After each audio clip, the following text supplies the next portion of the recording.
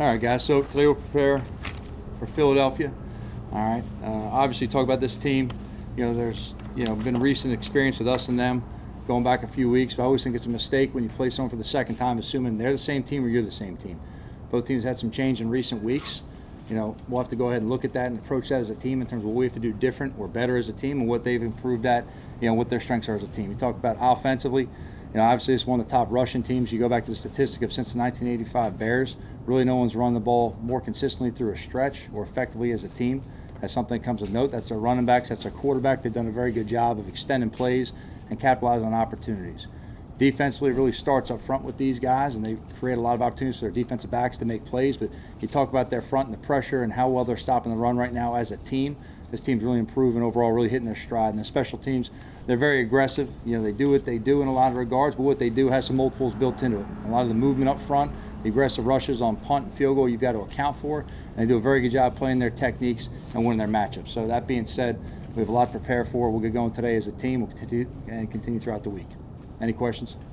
Joe, because they probably think they threw it too many times against you last time, do you expect them to come out with a even more run heavy than their personality? Well, we didn't do a good enough job stopping run last time. They ran the ball for over 200 yards on us. So you do that, you're going to always give yourself a chance for success. Do I expect them to throw the ball? We absolutely do, but I don't think it's going to take away from the run game as well. You look at them even last night in that game against Washington. They ran the ball very effectively, but they also take their shots down the field. You talk about Goddard, how this guy's really coming on his own, being an effective player and definitely a weapon in this league. Smitty, as being a young player, said last time, you knew what this guy was going to be coming out. He's obviously one of the top players in the league. They use him in a lot of good ways. They create opportunities versus man-to-man with them. They're moving them in different places, really creating some game plan opportunities. You watch them playing in the backfield to get isolated on linebackers at different times. So they're very creative in how they use their pieces, and they're very effective with it. Any COVID-related updates? Any guys coming back? So, really there's nothing new to this moment. Keon's been placed on the list, and that was shared out. Really looking at it, Kadarius has an opportunity to get back in the building tomorrow. We expect him to be here with us. That being said, in terms of where he's at physically from the injury he was dealing with as well as the COVID, we'll have to wait and see where he's at tomorrow to see where we get him on the field. Any sudden change of heart on naming a starter, the quarterback? No, we're going to watch the guys practice throughout the week, and we'll see where they are at the end of the week. I wouldn't expect any announcement, guys, until maybe the end of the week at the earliest. Joe, Kadarius' injury changed from a quad to an oblique. Where did the oblique come in there? That was something he aggravated and injured back in the Kansas City game. The Tampa game. And that's something he was dealing with. It's obviously restrict someone at his position. We haven't seen him for over a week now, so we'll have to see where he is physically when he comes back. What's the season been like with him? It seems to be so choppy. I mean, even in the spring you didn't have him. I mean, how much has that kind of? Well, there's a lot of things that are really outside of his control. But what I've been pleased with him is when he's been in the building with us, when he's been healthy and present, he's really done a really good job. Now, when he's been removed for different reasons, obviously we're dealing with COVID right now, he's done a good job staying engaged in meetings. One thing that's really a strength for his is he's very, very intelligent.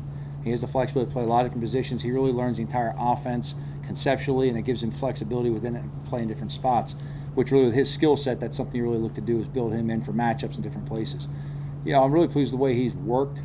Obviously, there's been some setbacks. These are things that are outside of his control. He's tried to play through injuries. He's been, set back with some different things. Sometimes you have things pop up. That's just the reality of it. I think for any of these rookies, the nature of it is it's a long season. There's not a guy who's a rookie in the league who's played a season as long as they ever will in the National Football League. And this year being 17 games instead of 16, you throw that on top of the 3 preseason games and postseason for a lot of the guys, it's a long season. The reality is you look at them, what are the guys doing right now? By the time they hit Thanksgiving, their season's over. Maybe they got some kind of league championship game. They get a few weeks off, they play a bowl game, and that's it.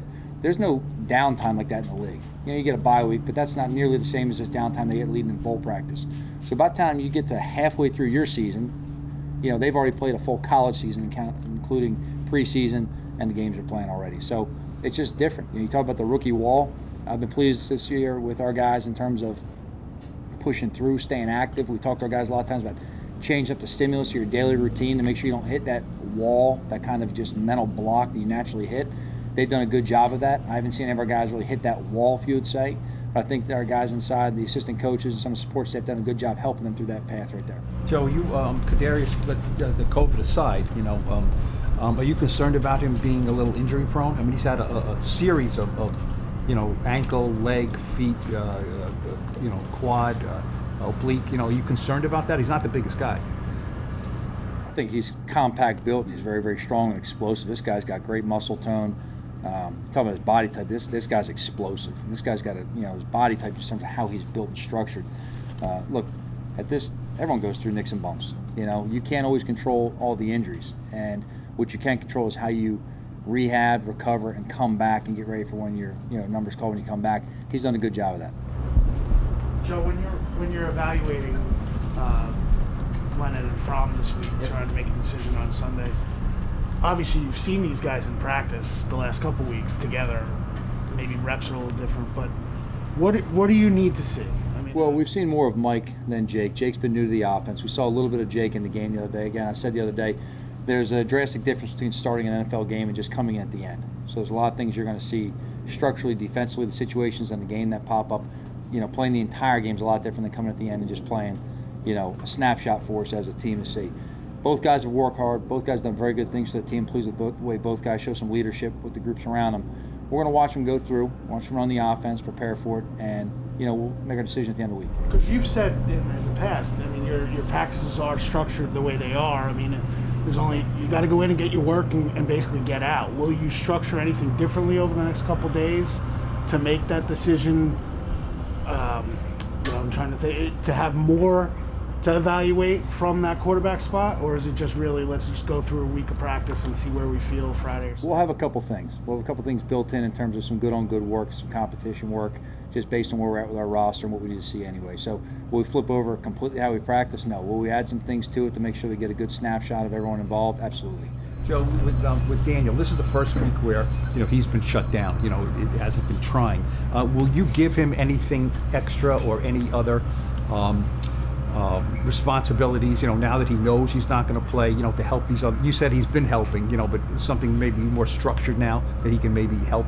I don't think there's much more Daniel could have done than he was already doing, to be honest with you. My expectation for him is to continue on the path he was on of helping his teammates to stay mentally engaged, keep preparing. Obviously, through his rehab is where he's going to have to get his conditioning and some throwing and things of that nature right there. But he's done such a phenomenal job for us already. My expectation is just for him to continue doing what he's been doing. Were there any other injuries besides Chef, obviously, and Brightwell? Is Brightwell any closer to being back this week? Or? We'll have to see how he moves around. He'll be a little limited today with the trainers. Again, that's nothing too far out of the ordinary for not finishing the game. We'll see how he progresses and hopefully get him practice tomorrow. Was there anybody else in the game who got nicked? Just normal nicks and bumps. Just normal nicks and bumps. Joe, you were asked the other day about Daniel's future, and you said something like, I'll coach the players, that's for other departments to handle. It seemed like a change of tone for you. What did you mean by that? Yeah, the reference that was kind of being alluded to was more contractual. Look, obviously I deal with the personnel in a large quantity. We talk about the evaluations, who's coming in, the draft free agency. That's something I've been involved in. I always want to stay involved in. When it comes to contracts, and I've told the players this before, I don't want to be involved in contracts. I want to coach the players. It's tough to coach a player and have the players understand and truly believe that you're playing the best players all the time when you've had to negotiate a contract, and after you've negotiated with someone to get them on the field, whatever it may be, sometimes there's a little bit of an incentive that, I had to go through all this to get this guy here. Now I got to play him and justify that. I don't want to ever be in that situation. I'm going to play the best players based on how they're playing. That's what we're always going to do here. I don't want to ever be involved at this moment, I'd say. I don't want to be involved in the contracts at all. That's not something I'm interested in doing. I want to coach players. Coach, when you look at Matt Bird, you evaluate what he did the other day. I think he played the last 5 series with us. Did he do enough for you to say, okay, he's my guy, he's going Sunday, he's going to start Sunday? Well, I would expect all of our linemen to play on Sunday. I expect them all. Matt did some good things in the game the other day. He's done some things he's got to clean up as well. Same with all of our other players. So there's some positives that we got to keep building on, and we'll come out here today in practice and work on correcting things that we did in the game on Sunday that weren't good enough. But he is making some strides. I'm pleased with the way he's working, the attitude he comes out here with. In terms of our rotation on the offensive line, I would expect to see everyone this week. How are you handling this week with Christmas and the players and scheduling that? No, actually, the timing-wise, it's worked out really well. Christmas being on Saturday, it really is just going to lay out as a normal Wednesday, Thursday, Friday for us. Friday's obviously Christmas Eve, and then on Saturday we'll travel. Now what we'll do is give the players in the morning, we'll come in here in the afternoon, and we'll have our normal Saturday day of meetings, but we'll make sure that everybody who has family in town or children, whatever it may be, they have time to see them and spend Christmas morning with their family.